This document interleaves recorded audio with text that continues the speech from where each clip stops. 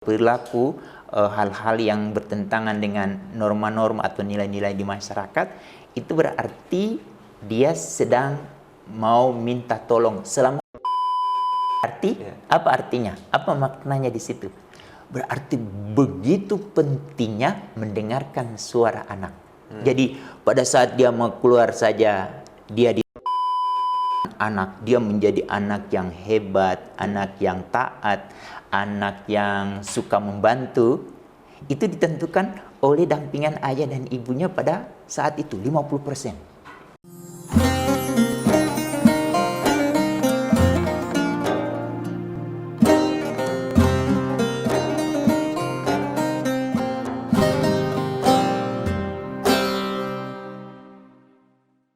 Assalamualaikum warahmatullahi wabarakatuh. Waalaikumsalam. Innal hamdalillah nahmaduhu wa nasta'inuhu wa nastaghfiruh wa na'udzubillahi min syururi anfusina wa min sayyiati a'malina. May yahdihillahu fala mudhillalah wa may yudhlilhu fala hadiyalah. Asyhadu an la ilaha illallah wa asyhadu anna Muhammadan abduhu wa rasuluh la nabiyya ba'da, amma ba'du.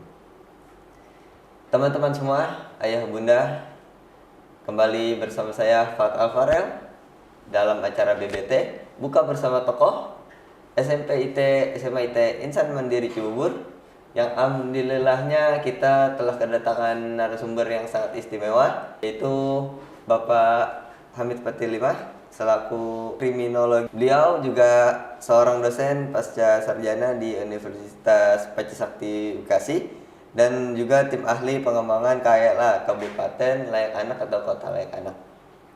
Ya, gimana kabar Bapak? Alhamdulillah. Apa kabar Farel? Ya. Wah, Kak Farel nih. Menurut Bapak, anak muda zaman sekarang ini kan banyak nih yang nakal-nakal atau juga ada yang baik-baik. Itu sebenarnya apa sih penyebabnya dari mereka bisa bersifat nakal atau bersifat baik? Menarik pertanyaan Kak Farel nih. Kak Farel, kalau kita lihat ada teman kita yang tidak seperti teman kita juga atau seperti kita yang selalu berbuat baik, itu sebetulnya cerminan di rumahnya. Karena anak-anak kalau dia dibimbing, didampingi dan diasuh oleh bunda dan ayah yang hebat, yang memiliki pengetahuan yang banyak tentang perkembangan anak, insya Allah anak itu akan tumbuh, berkembang sesuai apa yang dikehendaki oleh ayah dan bundanya. Tetapi kalau ada anak yang kita lihat, kok sepertinya berbeda dengan harapan ayah, berbeda dengan harapan bunda, kemungkinan anak itu mengalami masalah sebelumnya. Dia menjadi seperti yang kita tidak kehendaki, itu dia sebetulnya sedang minta tolong. Bunda, aku menjadi seperti ini, tolong.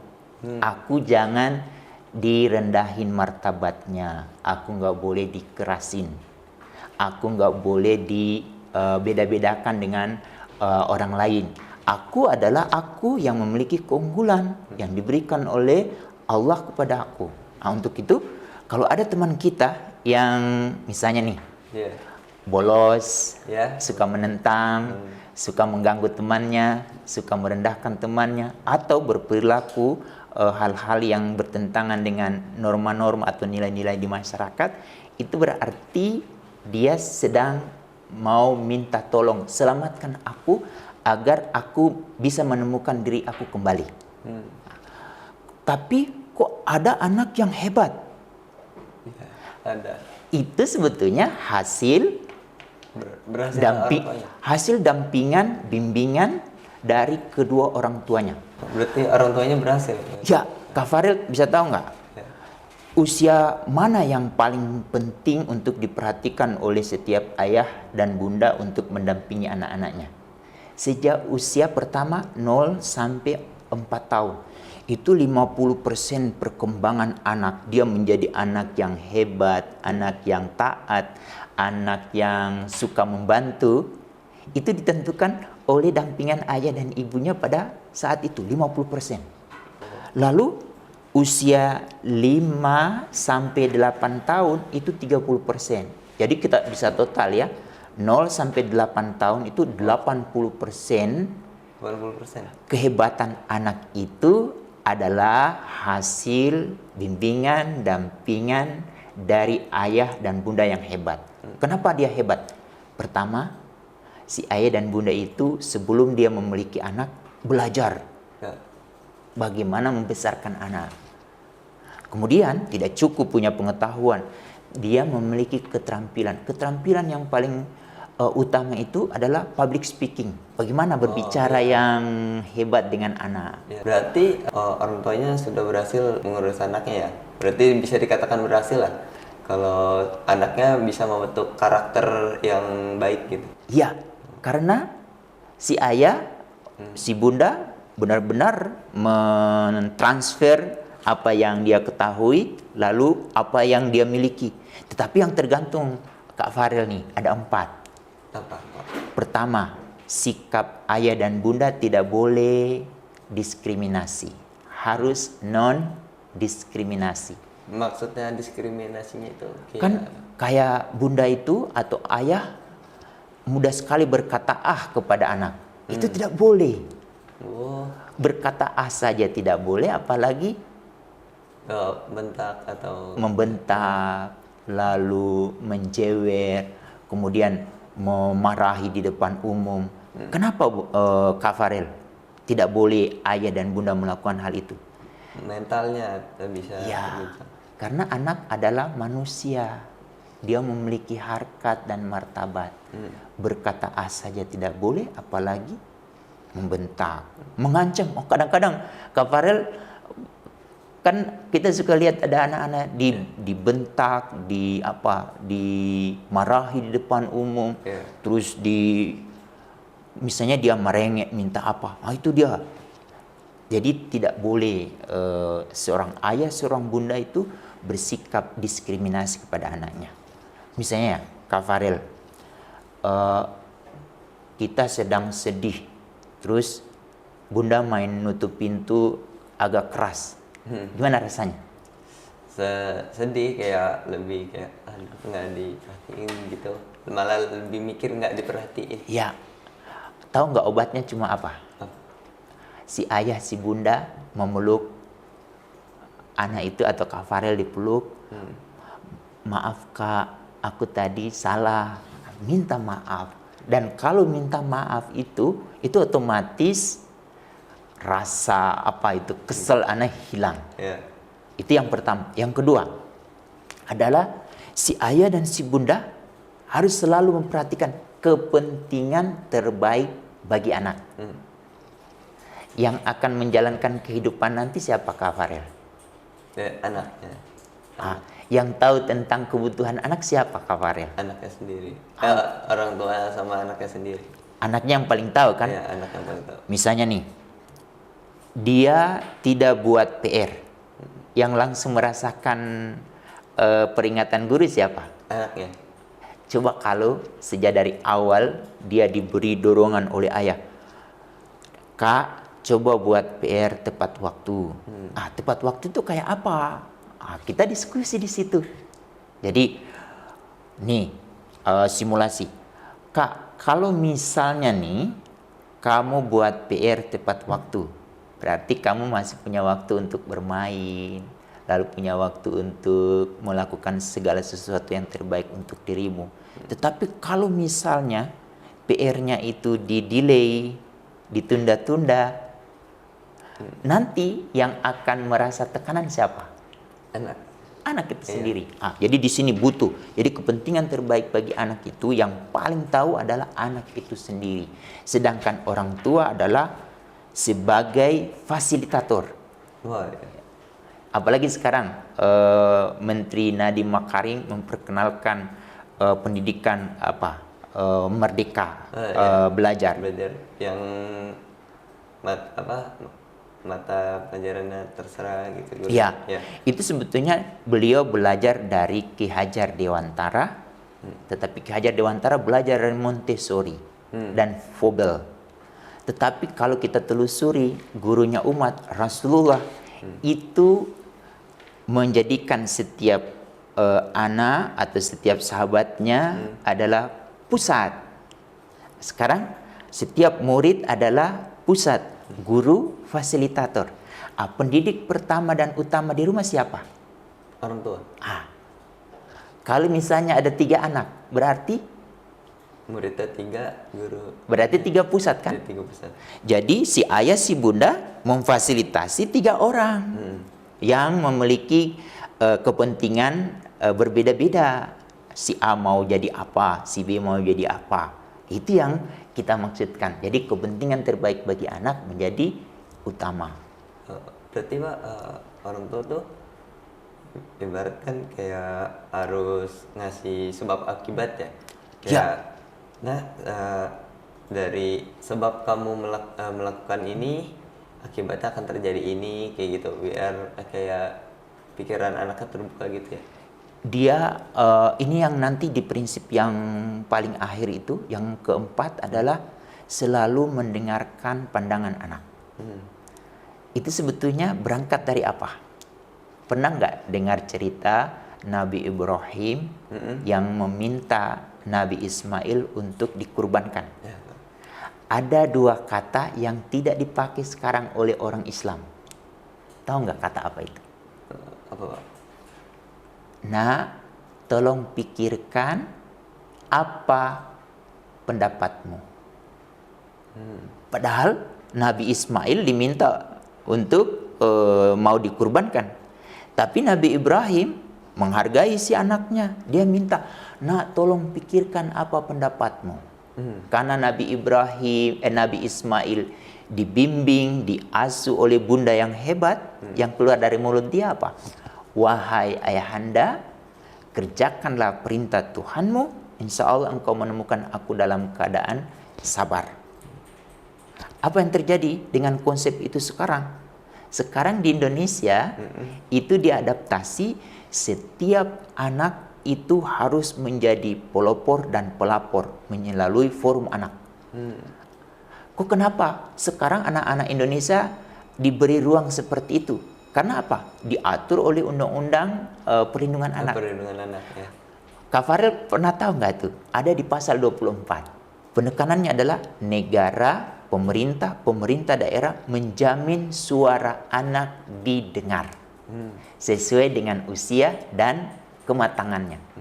Jadi si anak itu sejak dari awal dia benar-benar dipotensikan karena dia diberikan hak asasi manusia oleh Allah itu hak politik. Politik tahu itu apa? Bersuara. Jadi si anak dia diminta, nak tolong pikirkan. Jadi si anak diminta untuk berpikir dulu, lalu berpendapat. Begitu Kak Farel. Yang dimaksud anak oleh Undang-Undang Perlindungan Anak itu dari dalam kandungan sampai tinggal 1 detik 18 tahun. Oh, 18 tahun baru ini. Jadi si ayah, si bunda sudah mulai mendengarkan pandangan anak itu sejak di dalam kandungan. Coba tanya sama Bun, waktu aku di perut bunda suka bergerak nggak? Suka nendang-nendang bunda nggak? Tanya sama bunda, Bun, kenapa aku seperti itu Bun waktu itu? Nanti bunda akan cerita, kemungkinan ya. Ayah mungkin marah kepada bunda atau ayah tidak memfasilitasi apa kebutuhan bunda. Jadi si anak di perut itu bergerak. Itu pertama. Kita harus dengar tuh. Makanya bunda pada saat hamil tuh mengelus-ngelus perut bundanya. Sebetulnya sedang mengelus-ngelus anaknya agar tidak menendang. Itu yang pertama. Yang kedua, pada saat anak lahir yang ditunggu apa? Suara apa? Suara tangisannya. Kenapa suara tangisan itu menjadi penting? Karena kalau nggak nangis bahaya. Berarti apa artinya? Apa maknanya di situ? Berarti begitu pentingnya mendengarkan suara anak. Jadi pada saat dia mau keluar saja dia ditunggu. Kalau ada suara berarti ada kehidupan. Ada kehidupan. Kalau tidak ada suara, nggak ada kehidupan. Berarti itu yang harus dilakukan oleh ayah dan bunda untuk mempotensikan setiap anak itu dia Memikirkan segala sesuatu, seseorang anak itu mengeluarkan kata-kata itu sesuatu yang sudah dipikirkan loh. Dan itu karena ditentukan oleh 3 hal. Apa yang dia baca bukan berarti baca buku saja. Baca, pokoknya baca aja, ikra. Tulisan yang dia baca apa aja, dari mana aja gitu. Dari mana saja, itu pertama. Jadi apa yang keluar dari mulut anak itu ditentukan oleh apa yang dia baca, apa yang dia alami, dan apa yang dia rasakan saat itu. Itu yang kemudian diminta oleh ayah dan bunda, nah tolong pikirkan apa pendapatmu. Pernah nggak ayah di rumah selalu bertanya seperti itu? Jadi penting itu. Terus baru-baru ini nih terjadi yang seorang anak digorok atau ditusuk gitu sama ibunya karena bangunin ibunya sahur. Menurut Bapak itu gimana? Itu berarti si anaknya yang melakukannya ya? Ibunya yang melakukan.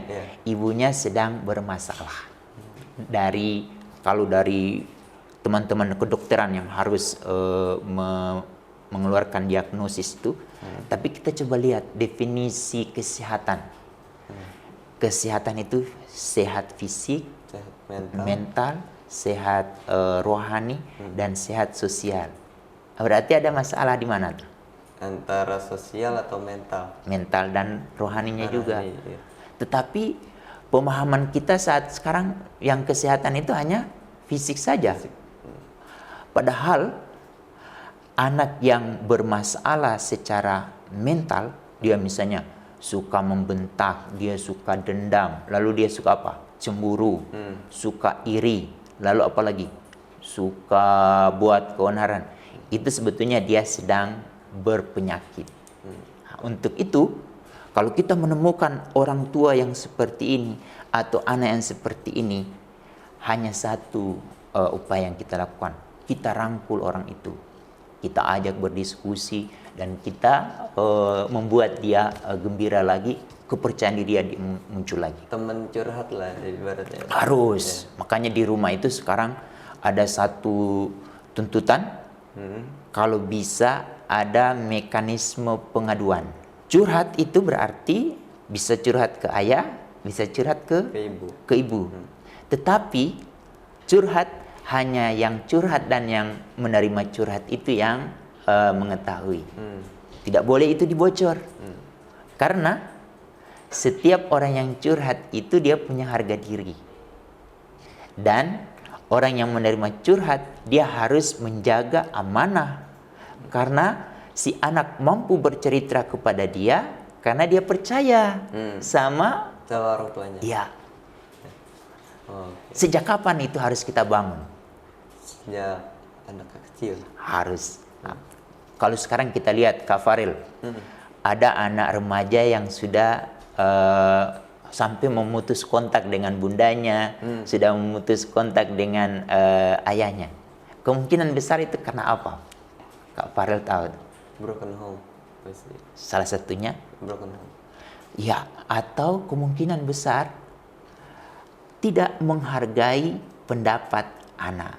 Jadi yang tadi kita harus memiliki sikap, mau mendengarkan pandangan anak itu menjadi penting. Kenapa penting? Selain tadi di Undang-Undang Indonesia sudah ada di aturan internasional, ada di Konvensi Hak Anak. Jadi seluruh kepala negara itu menyepakati bahwa mendengarkan suara anak itu menjadi penting.